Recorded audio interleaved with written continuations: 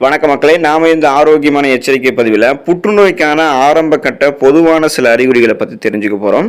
சில நேரங்களில் சின்ன அறிகுறிகள் கூட புற்றுநோய் போன்ற பெரிய நோய்களுக்கான அறிகுறிகளாக இருக்கலாம். இந்த அறிகுறிகளை நாம் ஆரம்ப கட்டத்திலேயே கண்டறிந்தோம் அப்படின்னா அதன் மூலம் நம்மளுடைய உடலில் புற்றுநோய் பரவலை நம்மளால் தடுக்க முடியும். ஆரம்ப அறிகுறிகளை நம்ம புறக்கணிச்சிட்டோம் அப்படின்னா அது ஆபத்தான விஷயமா போயிட்டு மாறிடும். இதுக்காக நம்ம பயப்படணும் அப்படின்றது அவசியம் கிடையாது. புற்றுநோய் ஏற்படுவதற்கான ஆரம்ப அறிகுறிகளை நம்ம கண்டுபிடிச்சிட்டோம் அப்படின்னா அந்த புற்றுநோய் வராமல் நம்மளால் முன்னாடி தடுக்க முடியும். ஸோ அந்த ஆரம்ப அறிகுறிகள்லாம் என்னென்ன அப்படின்றத பற்றி ஒவ்வொன்றா தெளிவாக விளக்கமாக பார்க்கலாம். அதை பற்றி பார்க்குறதுக்கு முன்னாடி இந்த வீடியோவுக்கு மட்டும் ஒரு லைக் கொடுத்துட்டு இந்த தகவலை உங்களுக்கு தெரிஞ்சவங்களுக்கும் ஷேர் பண்ணிடுங்க. ஏன்னா இது அவங்களுக்கும் பயனுள்ளதாக இருக்கக்கூடிய ஒரு ஆரோக்கியமான பதிவு தான். இது போன்ற அப்டேட்ஸ்கள் நீங்கள் தொடர்ந்து பார்க்குறதுக்கு நம்மளுடைய ஹெல்த் நியூஸ் தமிழ் சேனலை மறக்காமல் சப்ஸ்கிரைப் பண்ணி வச்சுக்கோங்க. பக்கத்தில் இருக்கக்கூடிய பெல் பட்டனையும் கிளிக் பண்ணி ஆல் அப்படின்ற ஆப்ஷனையும் செட் பண்ணி வச்சுக்கிட்டீங்க அப்படின்னா நான் போடக்கூடிய எல்லா அப்டேட்ஸும் உங்களுக்கு நோட்டிஃபிகேஷன் அடிக்கடி வந்து சேரும். சரிவாக மக்களே, இப்போ வீடியோக்குள்ளே போயிடலாம். எடை குறைதல் பிரச்சனை நமக்கு ஏற்படும். நம்முடைய எடையானது வழக்கத்திற்கு மாறாக மிகவும் வேகமாக குறைவதை நம்மளால பார்க்க முடியும். அதுவும் நாம எந்த விதமான ஒரு எடை குறைப்பு நடவடிக்கையும் மேற்கொள்ளாமல் இருக்கும் பொழுதே இந்த எடை குறைப்பானது நிகழ்வானது நடக்கும். ஸோ இந்த மாதிரியான அறிகுறிகளை சந்திக்கும் போது நம்ம எச்சரிக்கையாக இருக்கணும். இது சாதாரணமான ஒரு பிரச்சனையா இருக்குமோ அப்படின்னு அதை நம்ம கடந்து போயிடக்கூடாது. இப்படி உங்களுக்கு எந்த விதமான இதுவுமே இல்லாமல் எடை குறைப்பு நடவடிக்கைகளுமே இல்லாமல் உங்களுடைய உடல் எடை குறையுது அப்படின்னா அது கணையம் சார்ந்த புற்றுநோயாகவோ அல்லது வயிறு சார்ந்த உணவு குழாய் சார்ந்த அல்லது நுரையீரல் போன்ற பகுதிகளில் புற்றுநோய் உருவாவதற்கான அறிகுறியாக இருக்கலாம். அது அறிகுறியாக இருந்தே ஆக வேண்டும் என்பது அவசியம் கிடையாது. ஒருவேளை இருக்கலாம். நீங்கள் மருத்துவர் அணுகி பரிசோதனை செய்து கொள்வது நல்லது. உடலில் வீக்கம் அல்லது கட்டி ஏற்படுதல் புற்றுநோய்க்கான ஒரு அறிகுறியாக பார்க்கப்படுது. உடலில் ஏதாவது ஒரு பகுதியில் வீக்கம் அல்லது கட்டி ஏற்பட்டுச்சு அப்படின்னா அதை நீங்கள் கண்டுகொள்ளாமல் விட்டுடக்கூடாது. அது வயிறு தொடர்பான மார்பகம் போன்ற இடங்களில் புற்றுநோய் காரணமாக கூட இந்த மாதிரி கட்டிகள் ஏற்படலாம். எனவே இந்த மாதிரியான கட்டிகள் உங்களுக்கு நீண்ட நாட்களுக்கு இருக்கு அப்படின்னா உடனே நீங்கள் மருத்துவர் அணுகுவது ரொம்ப ரொம்ப நல்லது.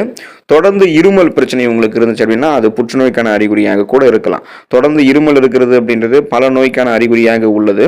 மார்பில் அதிகமாக சளி இருக்கிறதால கூட தொடர் இருமல் பல பேருக்கு ஏற்படுது. ஆனால் உங்களுக்கு 3 நாட்களிலிருந்து 4 வாரங்களுக்கு, அதாவது 3லிருந்து 4 வாரங்களுக்கு தொடர்ந்து இந்த மாதிரி வறட்டு இருமல் இருக்கு அப்படின்னா அது மோசமான நோய்க்கான அறிகுறியாக கூட இருக்கலாம். தொடர்ந்து இருமல், சளியுடன் கூடிய ரத்தம் மற்றும் சுவாசிக்கிறதுல சிரமம், இந்த மாதிரி அறிகுறிகள் உங்களுக்கு இருக்கு அப்படின்னா அது நுரையீரல் புற்றுநோய்க்கான அறிகுறியாக கூட இருக்கலாம். நீங்க மருத்துவரை அணுகி சோதனை செய்து கொள்வது நல்லது. உங்களுடைய மச்சம் அல்லது மருவில் மாற்றம் ஏற்படலாம்.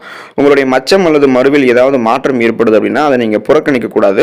பெரும்பாலான மக்கள் இந்த மாதிரி விஷயத்தை கவனிக்க மாட்டாங்க. ஆனால் இது ஸ்கின் டிசீஸ், அதாவது ஸ்கின் கேன்சர், தோல் புற்றுநோய்க்கான அறிகுறியாக கூட இருக்கலாம். உங்களுடைய சருமத்தில் ஒரு புதிய மரு தோன்றுது அல்லது புதுசாக மச்சம் தோன்றுது அப்படின்னாலும், சருமத்தில் ஏற்கனவே இருக்கக்கூடிய மச்சத்தினுடைய நிறம் மாறுது அல்லது அந்த மச்சம் பெருசாக அளவு அதிகரிக்குது, மரு பெருசான அளவில் அதிகரிக்குது அப்படின்னாலும் இந்த மாதிரி அறிகுறிகளை கண்டீங்க அப்படின்னா உடனே நீங்கள் மருத்துவர் அணுகணும். அது மற்ற தோல் சார்ந்த பிரச்சனை தானா அல்லது ஸ்கின் கேன்சரா அல்லது தோல் புற்றுநோயா அப்படின்றதுக்கு அவருக்கு உங்களுக்கு ஆலோசனை வழங்குவார்.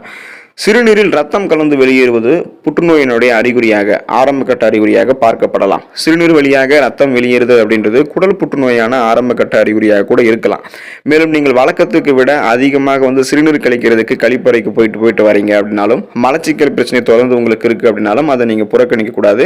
இது சிறுநீரக புற்றுநோய்க்கான அறிகுறியாக கூட இருக்கலாம். வலியுடன் சிறுநீர் வெளியேறுதல் மற்றும் கீழ் முதுகுல வலி ஏற்படுவது எல்லாமே புரோஸ்டேட் புற்றுநோய்க்கான அறிகுறியாக கூட இருக்கலாம். நீங்க மருத்துவரை அணுகி செக் பண்ணிக்கிறது ரொம்ப ரொம்ப நல்லது. கடுமையான உடல் வலி உங்களுக்கு ஏற்படும். அதாவது நீங்க எந்த விதமான வேலையும் செய்யாமல் இருக்கும்போதோ உங்களுக்கு உடல் வலி, கடுமையான உடல் வலி ஏற்படும். உங்களுக்கு எந்த விதமான காரணங்களும் இல்லாமல் தொடர்ந்து வாரக்கணக்கில் உடல் வலி இருக்கு அப்படின்னா அது புற்றுநோய்க்கான அறிகுறியாக கூட இருக்கலாம். புற்றுநோயினுடைய ஆராய்ச்சியின்படி புற்றுநோய் கட்டியானது எலும்புகள், நரம்புகள் மற்றும் பிற உறுப்புகளில் பிரஷரை பில்ட் பண்ணுது, அதாவது அழுத்தத்தை கொடுக்கறதால இந்த மாதிரி அதிகமான வலியை உங்களுக்கு ஏற்படுத்தலாம் அப்படின்றது குறிப்பிடுறாங்க. அதனால கடுமையான உடல் வலியை உணர்ந்தீங்கன்னா அது மற்ற சாதாரணமான பிரச்சனையாக இருக்குமோ அப்படின்னு நீங்க நினைக்காதீங்க. அதை மருத்துவரை அணுகி நீங்க சரி செய்து கொள்வது நல்லது. தொடர்ந்து நெஞ்செரிச்சல் உங்களுக்கு இருக்குது அப்படின்னா அதுவும் உங்களுக்கு புற்றுநோய்க்கான அறிகுறியாக கூட இருக்கலாம். நீங்க தொடர்ந்து மார்பில் எரிவது போன்ற உணர்வை உணர்ந்தீங்கன்னா சில சமயங்கள்ல அந்த புற்றுநோய்க்கான அறிகுறியாக கூட இருக்கலாம். அது வயிறு அல்லது தொண்டை புற்றுநோய்க்கான கேன்சர் அறிகுறியாக இருக்கிறதுக்கு வாய்ப்பு இருக்கு. அதையும் நீங்க செக் பண்ணிக்கிறது ரொம்ப நல்லது. உணவை விழுங்குவதில் எப்போது உங்களுக்கு சிரமம் இருக்கு அப்படின்னா நீங்க மருத்துவரை அணுகுவது நல்லது. ஏன்னா அதுவும் புற்றுநோய்க்கான அறிகுறியாக கூட பார்க்கப்படுது. உணவு உண்ணும் போது வலி ஏற்படுது ஏற்படுறது, அல்லது உணவை விழுங்குவதற்கு சிரமமாக இருக்கக்கூடிய பிரச்சனை, உணவை மீண்டும் மீண்டும் தொண்டையில் சிக்கிக் கொள்வது, இது அனைத்துமே உணவு குழாய் புற்றுநோயான அறிகுறியாக இருக்கலாம். இந்த அறிகுறிகள் தொடர்ந்து உங்களுக்கு ஏற்படுது அப்படின்னா நீங்கள் உங்களுடைய மருத்துவரை அணுகுவது ரொம்ப ரொம்ப நல்லது. அவர் அணுகுனீங்கன்னா இதுக்கான சிகிச்சையை உங்களை ஒரு மேற்கொள்வார். இரவில் அதிகமாக வியர்த்தல் பிரச்சனை இருக்குது அப்படின்னா அதுவும் புற்றுநோய்க்கான அறிகுறியாக கூட இருக்கலாம். இரவில் வியர்ப்பது ஒரு சாதாரணமான விஷயம் அப்படின்னாலும் சில சமயங்களில் இது புற்றுநோய் ஏற்படுவதற்கான அறிகுறியாக கூட இருக்கலாம். பொதுவாக இது லிம்போமா புற்றுநோயினுடைய அறிகுறியாக இருக்கலாம்.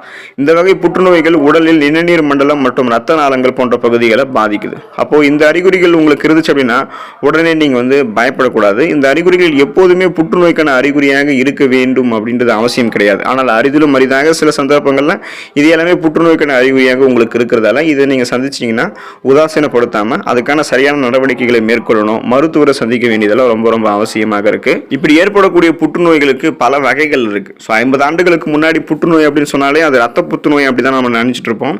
ஆனால் புற்றுநோயில் ஏராளமான வகைகள் இருக்குது. குறிப்பாக தோல், மார்பகம், விதைப்பை, பெருங்குடல், சிறுநீரக புற்றுநோய், நுரையீரல், வாய், கல்லீரல், கர்ப்பப்பை வாய் புற்றுநோய் என இந்த கேன்சரில் பல வகையான டைப்ஸ் இருக்குது. இது ஒவ்வொன்றுக்குமே தனித்தனியான சில குறிப்பிட்ட அறிகுறிகளும் இருக்குது. ஆனால் இப்போ சொல்லியிருக்கக்கூடிய அறிகுறிகள் பொதுவாக இருக்கக்கூடிய புற்றுநோய்க்கான அறிகுறிகள். ஸோ இது தென்படும் பொழுது உதாசீனப்படுத்தாமல் அது நீங்கள் புற்றுநோய்க்கான அறிகுறியா அல்லது மற்ற ஏதாவது தொடர்பான பிரச்சனைகளான்றதை நீங்கள் ஒரு தடவை செக் பண்ணிக்கிறது ரொம்ப நல்லது. நலமோடு இருங்க. அடுத்த ஆரோக்கியமான பதிவில் மறக்காமல் சந்திப்போம். நன்றி மக்களே.